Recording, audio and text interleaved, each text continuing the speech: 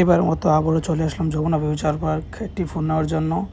So আপনারা দেখতেছেন আমি এখন আছি যমুনা ফিউচার পার্কের মেন গেটে। তো আমরা এখন ভিতরে চলে যাব একবারে। ভিতরে যাওয়ার পর আপনারা দেখতে পাচ্ছেন আমরা এখন ভিতরে আছি, মানে আপনার লিফট সিঁড়িতে।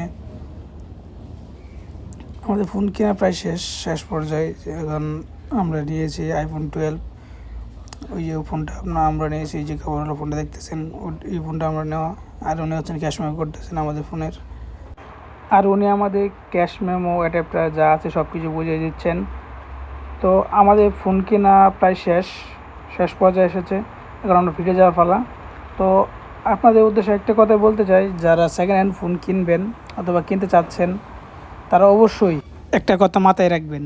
সেটা হচ্ছে, ইউজ ফোনের ক্ষেত্রে আপনার বিভিন্ন ধরনের সমস্যা হতে পারে। মনে করেন আপনার ডিসপ্লে চেঞ্জ, এগুলো সব অনেক ধরনের সমস্যা হতে পারে। অনেক ধরনের সমস্যা আপনার কাছ থেকে লুকাতে পারে তারা। তো অবশ্যই আপনার দায়িত্ব অনুযায়ী আপনি ফোনটা চেক করে নেবেন ভালোভাবে।